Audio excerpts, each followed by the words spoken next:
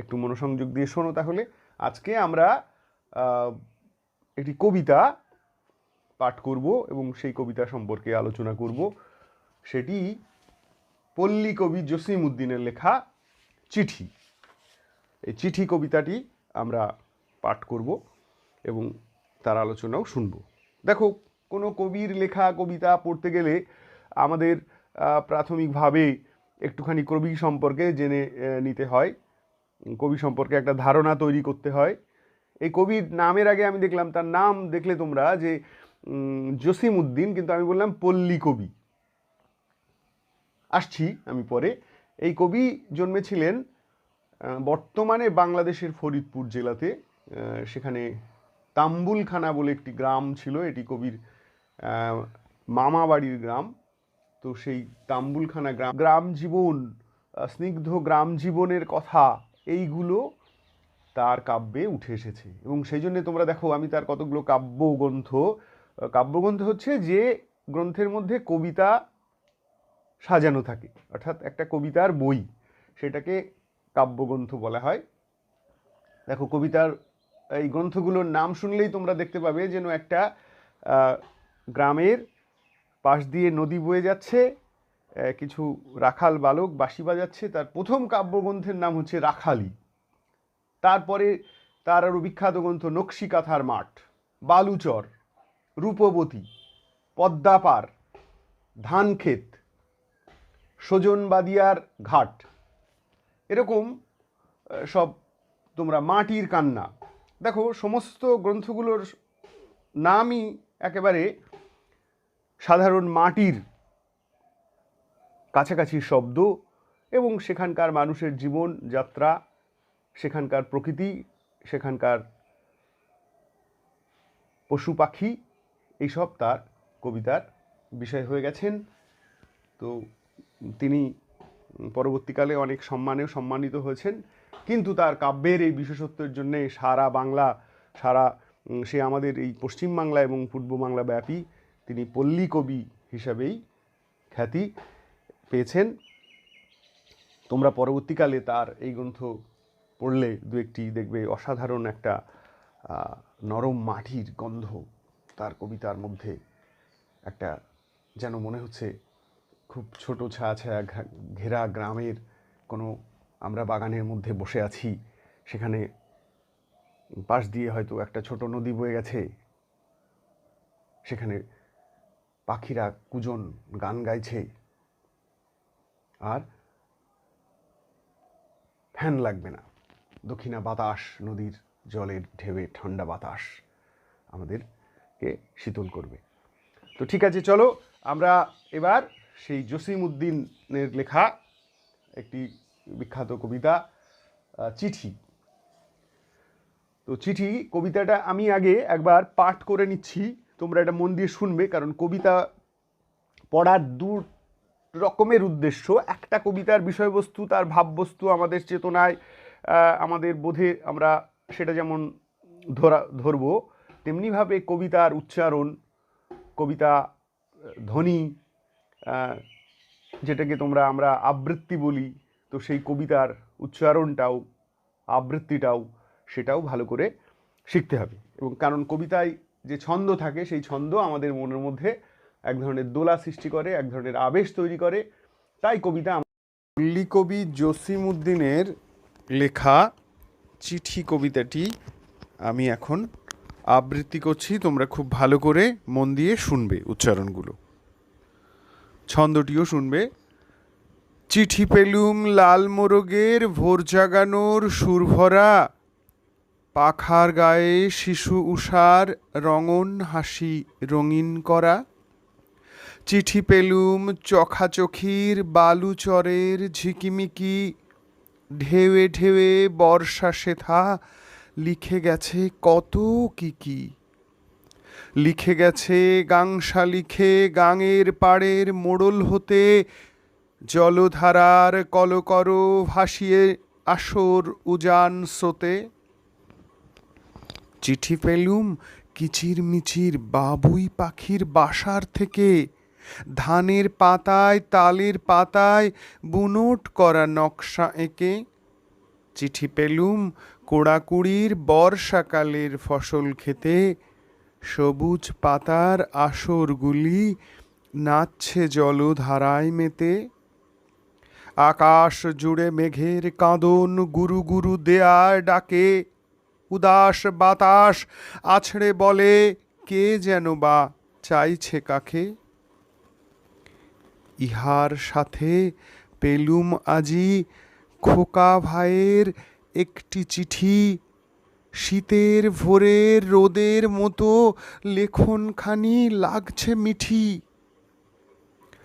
দূর আকাশের সুনীল পাতায় পাখিরা সব ঝাঁকে ঝাঁকে, কত রকম ছড়ায় গড়ায় মেঘের পাড়ায় পড়ায় কাকে। সেই সে পড়া হরপ করা খোকা ভাইয়ের রঙিন হাতে, খুশির নূপুর ঝুমুর ঝামুর বাজছে আমার নিরালাতে। চিঠি আসলে তোমরা যখন বড় হচ্ছ সে সময় চিঠির আদান প্রদানটা কমে গেল বা এক সময় বন্ধ হয়ে গেল বলতে হয় প্রায়।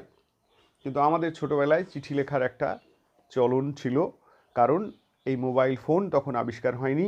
এখন যেমন ফোনে চিঠি লেখা যায়, ফোনে অনেকখানি লিখে আমি আরেকজনকে হোয়াটসঅ্যাপে তোমাদের সঙ্গে যেমন গ্রুপে পঠন পাঠন পাঠানো হচ্ছে, এটাও আসলে চিঠি চালাচালি। কিন্তু এই চিঠি যেহেতু ইলেকট্রনিক্স মাধ্যমে যাচ্ছে, সেকেন্ডের মধ্যে পৌঁছে যাচ্ছে, কিন্তু সেকালে হাতে কাগজের পাতায় চিঠি লিখে খবর দেয়া নেয়া করা হতো। সেই চিঠি কখনো 7 দিন 10 দিন লেগে যেত পৌঁছতে, কিন্তু খুলে চিঠি পড়তে খুব মজা লাগতো। এখানে যেন কবিকে চিঠি দিচ্ছে এবং তোমরা সবাই নিজেদের মধ্যে ছোট্ট কবি একটি বা কবির ছোটবেলার একটা ভাবনা এখানে উঠে এসেছে। তো তোমরাও এমনিভাবে ভাবো এই চিঠিগুলো আসলে কোনো মানুষকে দিচ্ছে না, কবিকে দিচ্ছে মানুষকে, কিন্তু দিচ্ছে প্রকৃতির সব বিভিন্ন পাখি এবং আরও প্রাকৃতিক যে আমাদের উপাদান যে দ্রব্যাদি রয়েছে তারা যেন চিঠি লিখছে। সকালবেলায় ভোরবেলায় তোমরা শুনেছ কি না, নিশ্চয়ই কেউ কেউ শুনেছ যে আমরা তো ছোটোবেলায় শুনেছি মোরগ পাড়ায় সে ভোর রাত্রিরে একবার কক কক করে ডেকে উঠত। তো কবি বলছেন যেন সকালবেলায় আমাকে একটা মোরগ সে চিঠি পাঠিয়ে ঘুম ভাঙার কথা বলল। এবং মোরগ দেখেছো তোমরা, বেশ দেখতে সুন্দর, লাল, আরও অনেক রকমের রং তার গায়ে আছে। তো বলছো সেই মোরগের পাখায় যেন সকালবেলা যেমন সূর্য গায়ের রঙে অনেক রঙিন আনন্দের হাসি যেন রং করা থাকে, তেমনিভাবে মোরগ আমাকে সেই রকম একটা তার পাখাটা যেন ক্যানভাস করে আমাকে একটা চিঠি লিখলো সকালবেলায়। ভোরবেলা জেগে ওঠার একটা বার্তা সেই চিঠিতে রয়েছে। চিঠি পেলুম চোখাচোখির বালুচরের ঝিকিমিকি। এই চোখাচোখি এরা আসলে এক ধরনের পাখি, জলচর, এক ধরনের হাঁস। তারা নদীর ধারে বালুচরে তারা বাসা বাঁধে এবং তাদের এই যে একসাথে তারা থাকে, সেখানে বর্ষাকালে ঢেউয়ে ঢেউয়ে ঢেউয়ে বর্ষা সেথা লিখে গেছে কত কি। তো বর্ষার ঢেউ যেন সেই বালুচরে বারবার করে আছড়ে পড়ে যেন কত কথা লিখেছে, সেই চিঠি আমায় দিয়েছে। আমি মানে কি কবি, আমি মানে কি তোমরা সবাই, প্রত্যেকটি মানুষের মনের যে নরম অনুভূতি আছে, হৃদয় আছে, তার কাছে সবাই সেই চোখাচোখি যারা খুব সুন্দর ভাবে একজোড় হয়ে থাকে। তো বালির চরে তারা আমায় একটা চিঠি দিয়েছে। লিখে গেছে গাংশালিকে গাঙের পাড়ের মোড়ল হতে, জলধারার কলকল ভাসিয়ে আসর উজান স্রোতে। তো গাংশালিক আর এক ধরনের পাখি আছে, যে শালিক পাখি, তোমরা এক রকমের শালিক দেখে থাকো, তাছাড়া এক ধরনের শালিক আছে গাং শালিক। সেই শালিক গাঙের পাড়ে থাকে, সে এই শালিকের থেকে একটু ছোট কিন্তু দেখতে বেশ সুন্দর। তো কবি বলছে গাং শালিক আমায় চিঠি লিখেছে, যেন সে বলছে আমি গাং পাড়ের মোড়ল হব, অর্থাৎ আমি এই এলাকায় দেখবে সেখানে এই জলধারায় কলকল ভাসিয়ে আবার উজান স্রোতে নদীর জল বয়ে চলেছে, একবার উজান ভাটায়। তো সেখানে গাং শালিক যেন একখানা চিঠি দিয়েছেন কবিকে। আর তোমরা বাবুই পাখির কবিকে আর তোমরা বাবুই পাখির দেখেছো কিনা, বাবুই পাখির বাসা দেখেছো কিনা? তাল গাছে বা নারকেল গাছে তারা বাসা করে, ভারী সুন্দর বাসা। সে একেবারে টোপরের মতো, তার মাঝখান দিয়ে একটুখানি ঢোকার জায়গা থাকে। তারা বাসার মধ্যে ঢুকলে কোনো ঝড় বৃষ্টি জল সেখানে থাকে না, যেন মনে হচ্ছে ছোট্ট একটি ঘরের মধ্যে। হ্যাঁ, গ্রামের যে আগের খড়ের চালের ঘর হতো, ওই রকম গোল করে গোলার মতো। গোলা দেখেছো তোমরা? গোলা, যেখানে যে গোলায় আগে ধান রাখা হতো গ্রামে বাড়িতে, সে গোলার মতো চারিদিকে ছাউনি, আর মাঝখানে একটা ছোট্ট ঢোকার দরজা। এমনি বাবুই পাখি, এবং এরা একসঙ্গে দলবদ্ধভাবে থাকে একটা গাছে যখন বাসা হয়। বাবুই পাখি, অনেক পাখি, অন্তত 50-100 পাখি সেখানে 20-25-30টা বাসা তৈরি করে। আরও বেশি বাসা থাকে, এবং বাসাগুলো ঝুলতে থাকে, খুব সুন্দর করে বুনোট থাকে তার মধ্যে। ধানের পাতায়, তালের পাতায় বুনোট করা, নকশা এঁকে সুন্দর একটা বুনুনি, যেন কোনো একেবারে আধুনিক কোনো কারখানায় থেকে সেই সেলাই করা, মেশিনে সেলাই করা মতো করে তারা প্রত্যেকটা বাসার চারিধারের যে দেওয়াল সেটা তেমনিভাবে বুনে, এবং একটা অসাধারণ তার পরিপাটিও থাকে। চিঠি পেলুম কোড়াকুড়ির বর্ষাকালের ফসল খেতে, সবুজ পাতার আসরগুলি নাচছে জলধারায় মেতে। বর্ষাকালে আর এক ধরনের কোড়াকুড়ি পাখি থাকে, তারা ওই একসাথে কোড়াকুড়ি দুজন থাকে, তারা যেন বর্ষাকালের ওই ফসল খেতে, ধান ক্ষেতের ধারে ধারে তারা ঘোরে। তো সবুজ পাতার আসরগুলি নাচছে জলধারায় মেতে। তো কবি বলছে সেই চিঠিতে তারা লিখলো আমাকে, যে বর্ষায় গাছের সবুজ পাতাগুলি যেন জলের ধারা পেয়ে আরও সুন্দরভাবে তারা যেন নাচছে বাতাসে। যেমন ধরো তোমরা দেখছো এখন বৈশাখের এই প্রচণ্ড গরমে, দাবদাহে, বৃষ্টি নেই, গাছপালার পাতাগুলো ধুলো মলিন হয়ে গেছে, কিন্তু বর্ষাকালে গাছের পাতা সবুজে সবুজ সুন্দর। আকাশ জুড়ে মেঘের কাঁদন গুরু গুরু দেয়ার ডাকে, উদাস বাতাস আছড়ে বলে কে যেন বা চাইছে কাকে। তাহলে আকাশের চারদিকে বর্ষাকালে দেখেছো যেন মেঘ কাঁদছে, তাই জলধারা হয়ে পড়ছে, আর গুরু গুরু দেয়া ডাকছে। দেয়া মানে মেঘ, মেঘ ডাকছে।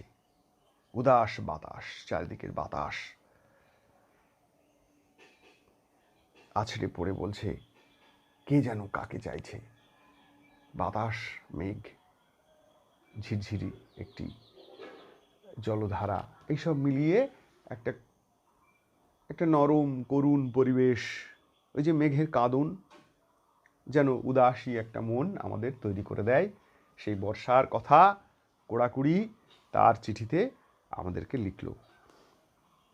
এই সব চিঠির সাথে সাথে তোমাদের মতো আরেকটু ছোট ছেলে, সে তখন চিঠি লিখতো। এই যে আমি বলছিলাম চিঠি লেখার কথা, মধুসূদন যখন আরেকজন মহাকবি, তার প্রসঙ্গ একটুখানি বলি তোমাদের।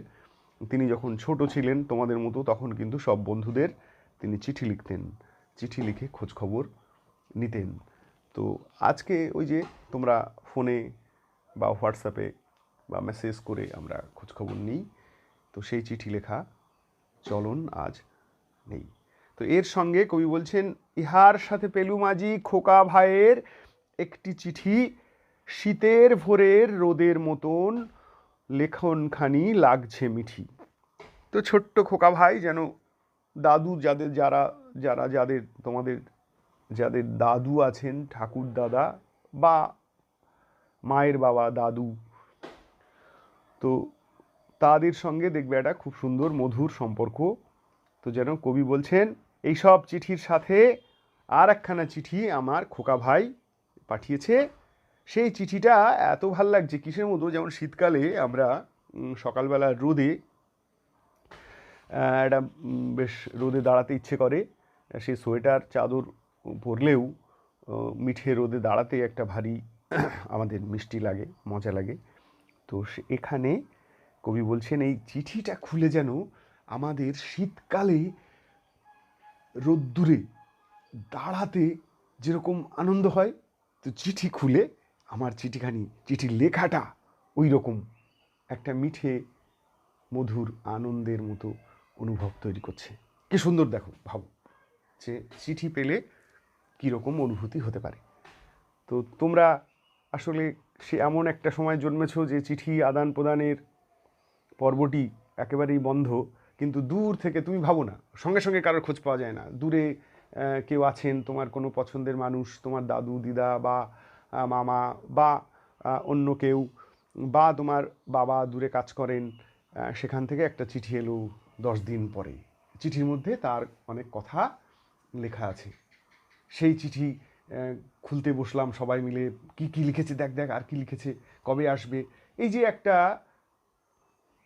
অনুভব, এই যে একটা আকুতি চিঠির মধ্যে থেকে আমাদের নিজেদের মনের একটা আকাঙ্ক্ষা, ইচ্ছে কীরমভাবে প্রকাশিত হয় এবং তাতে এক ধরনের আনন্দ অনুভব আমরা করি। দূর আকাশের সুনীল পাতায় পাখিরা সব ঝাঁকে ঝাঁকে কত রকম ছড়াই গড়াই মেঘের পাড়ায় পড়ায় কাকে। তো বলছে যে কীরকম সেই চিঠির মধ্যে এমন সব কথা আছে, এমন সব অনুভব আছে যে দূরের আকাশে সুনীল অর্থাৎ নীল, সেটা যখন আরও সুন্দর নীল হয়ে ওঠে, তো সেই সুনীল নীল পাতায় পাখিরা সব ঝাঁকে ঝাঁকে কত রকমের ছড়া যেন গড়িয়েছে, কত রকমের ঝাঁকে ঝাঁকে পাখি চলেছে। তোমরা যদি দেখো কখনো বিকেলের দিকে অনেক সময় এক ঝাঁক পাখি তারা উড়ছে উড়ছে উড়ছে, বিভিন্ন রকমের আকৃতি, বিভিন্ন রকমের ছবি আঁকে, বিভিন্ন রকমের সেই ছবিগুলো যেন এক একটা ছড়ার ছন্দ হয়ে ওঠে এমনিভাবে। তো সেটা বলছে কবি যে সেই ছড়াগুলো যেন মেঘের পাড়ায়, তারা কাকে পড়াচ্ছে, তাহলে আকাশ দিয়ে যে উঁচুতে মেঘ চলে গেছে, সেই মেঘের কাছাকাছি চলে যাচ্ছে যে পাখির ঝাঁক, সেই পাখির ঝাঁকের অবয়ব একসাথে মিলিয়ে যেন একটা ছড়া তৈরি করছে, যেন একটা ছন্দ তৈরি করছে, যা আমাদেরকে ভালো লাগা বোধ তৈরি করে, আমাদের কল্পনাকে জাগ্রত করে। তো কবিতা পাঠের এই যে কবিতা চিঠি, দেখো চিঠি শুধু পড়লে হবে না, শুধু প্রশ্ন উত্তর মুখস্থ করলে হবে না, এ থেকে তোমরা এই যে কল্পনা করার, এই যে প্রকৃতিকে দেখার অভ্যেস তৈরি করতে হবে। প্রকৃতির মধ্যেই সমস্ত জ্ঞান, সমস্ত আনন্দের উপকরণ রয়েছে।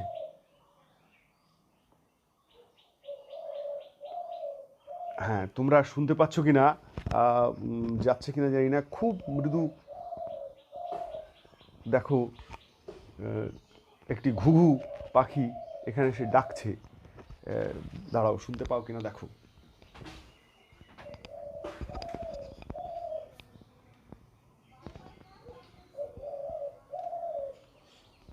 হ্যাঁ, একটুখানি আমি ওইদিকে জানলা দিয়ে, আমার এখানে একটু গাছপালা আছে, তো সেই ঘুঘুটি এখানে ডেকে চলেছে। তো আমি শোনাবার চেষ্টা করলাম তোমাদের। সেই সে পড়া হরফ করা খোকা ভাইয়ের রঙিন হাতে, খুশির নুপুর ঝুমুর ঝামুর বাজছে আমার নিরালাতে। তো যেন খোকা যে চিঠি লিখেছে সেই চিঠিতেও আছে এই প্রকৃতির কথা, আকাশে পাখির ঝাঁক উড়ে যাওয়ার একটা ছবি সেখানে রয়েছে, যেন মেঘের পাড়ায় সেই ছড়া পড়ানো হচ্ছে। তো খোকার সেই রঙিন চিঠি রঙিন হাতে, অর্থাৎ সুন্দর, তোমরা দেখেছো ছোট্ট ছেলে, সে সুন্দর, তার হাতে লেখা যেন রঙিন, তার হাতটাও সুন্দর, তার হাতের আঙুলগুলোও সুন্দর। খুশির নুপুর ঝুমুর ঝামুর বাজছে আমার নিরালাতে। তো কবি একলা ঘরে যখন বসে এই সব চিঠি পাচ্ছে একের পর এক, তো মনের মধ্যে যেন একটা নুপুরের ঝুমুর ঝামুর একটা বাজনা, একটা অনুভব তৈরি হচ্ছে, যে বাজনা, যে অনুভব কবিকে আনন্দের স্বাদ দিচ্ছে। খোকার চিঠিতে তিনি ফিরে যাচ্ছেন তার ছেলেবেলায়, তার সেই সব ছোট্ট কালের দিনের অনুভূতির মধ্যে। তো চিঠি, এই যে পাখিদের চিঠি, এই যে মেঘের চিঠি, এই যে খোকার চিঠি, এই সব চিঠি কবির মনে এক ধরনের প্রকৃতির কোলে কাছাকাছি চলে যাওয়ার যে আনন্দের অনুভব সেইটে উপলব্ধি করিয়েছে। তো আমরা চিঠি কবিতায় এখান থেকে এই একটা অনুভব, প্রত্যেকটি কবিতার মধ্যে একটা তার নিজস্ব এক ধরনের স্পর্শ, এক ধরনের অনুভূতি থাকে, যা আমাদের চেতনায়, আমাদের বোধে, আমাদের বুকের মধ্যে সেই অনুভবটা যদি তুমি গেঁথে নিতে পারো, সমস্ত প্রশ্নের উত্তর তুমি সব ভালো করেই করতে পারবে। তো প্রশ্ন উত্তর আপনা থেকেই হয়ে। তো কবিতায় সেই অনুভবের কথাই থাকে। তো জসিম উদ্দিনের কবিতায় আরও বেশি করে থাকে, কারণ তিনি একেবারেই